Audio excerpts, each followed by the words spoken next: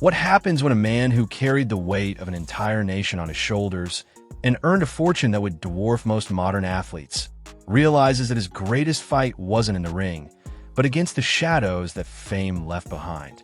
We are going inside the quiet 2026 world of boxing's greatest warrior, Julio Cesar Chavez. At 63 years old, he is a living monument to a bygone era of violence and grace. Most people remember Chavez for that singular, terrifying pressure, the way he marched forward until his opponents simply stopped believing in victory. But what almost nobody knows is that the real tragedy and the ultimate triumph of Julio's career didn't happen under the bright lights of the Estadio Azteca.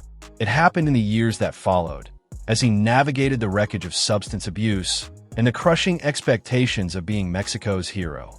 Today, we're looking past the grainy 90s footage to explore his life in 2026, the surreal truth about his ties to Mexico's most notorious cartels, and the mystery of what it really takes to survive immortality.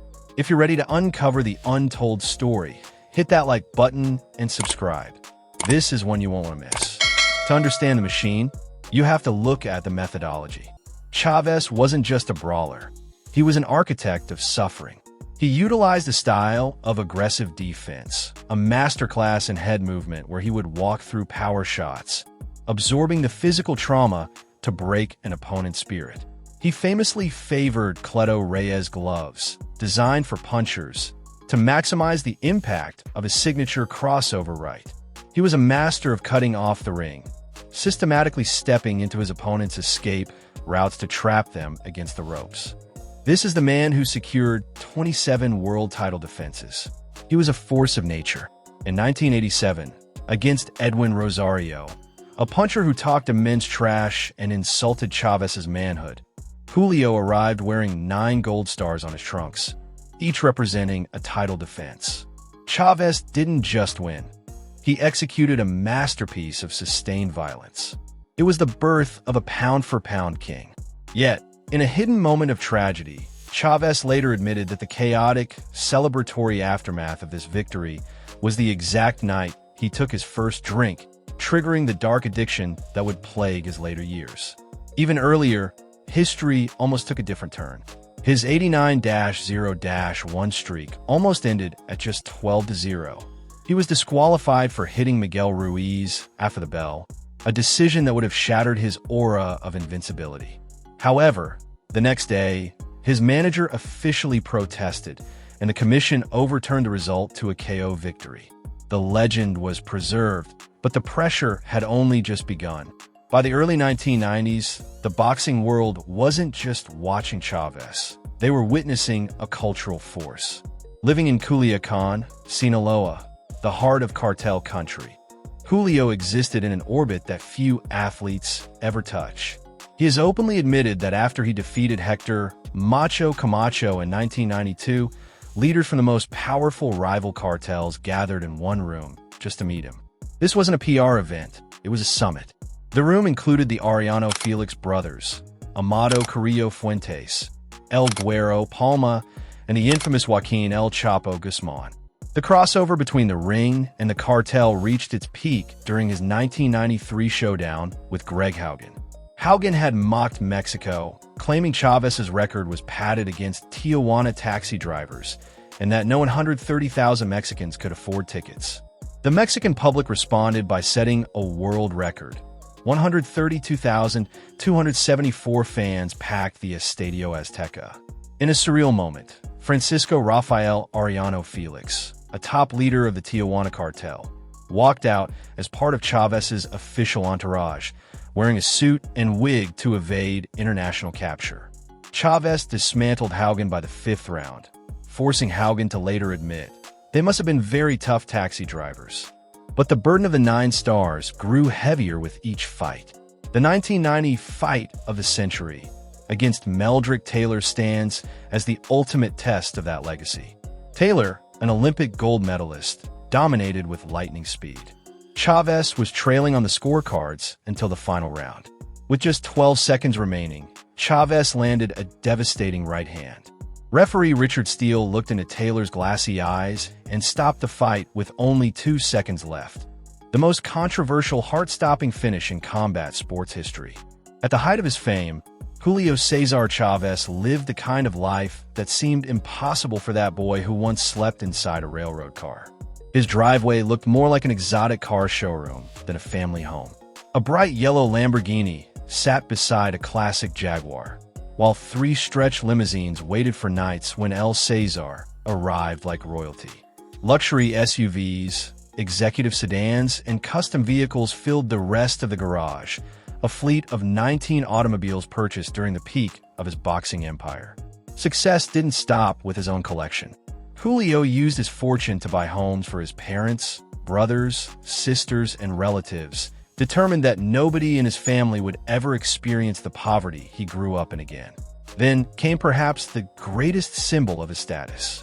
After defeating Héctor Camacho in 1992, the Mexican government dispatched the same bulletproof vehicle normally reserved for the Pope. During the height of his career, Julio owned luxurious homes across Mexico, but none reflected his success more than his sprawling Mazatlan estate. Complete with manicured gardens, expansive entertaining spaces, swimming pools, and panoramic coastal views, it became the gathering place for celebrities, politicians, fellow champions, and lifelong friends. Today, much of that extravagance is gone, a reminder that true wealth isn't always measured by what survives.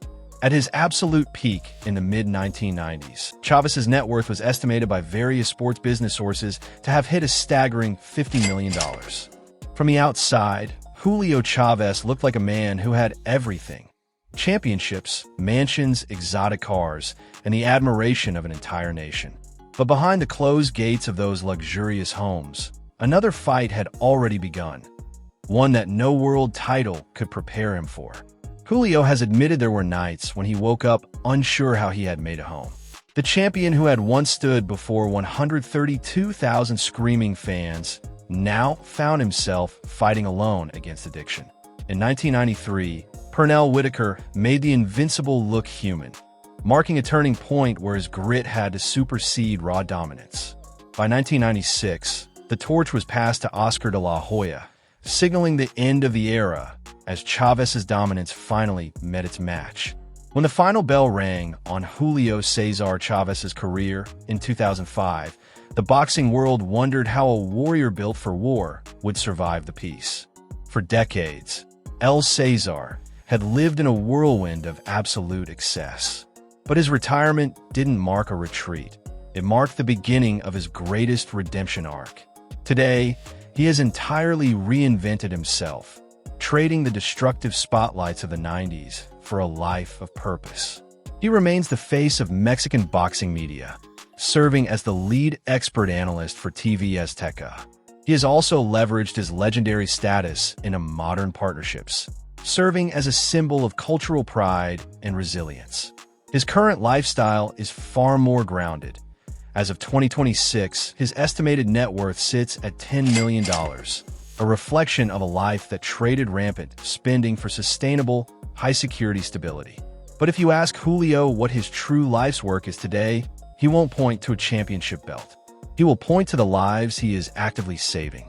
Having stood at the basement of his own addiction battle, Chavez founded the Clínica de Rehabilitación Baja del Sol, recovery centers in Tijuana and Culiacán. This battle for recovery has become the central pillar of the modern Chavez dynasty. The raw reality of their family struggles, dealing with generational trauma and the crushing weight of carrying boxing's heaviest surname, was laid bare for the world to see in the reality series Los Chavez. The series captured the painful but necessary journey toward healing between Julio, his wife Miriam, and their children. While the family remains united through his 14 years of sobriety, they have faced profound challenges, including the high-profile 2025 arrest of his son, Julio Cesar Chavez Jr., who was deported from the U.S. to Mexico amidst complex legal battles involving alleged cartel affiliations.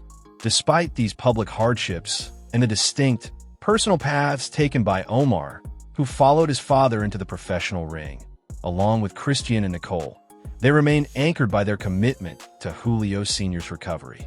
In 2026, Julio's lifestyle is defined by reflective wisdom.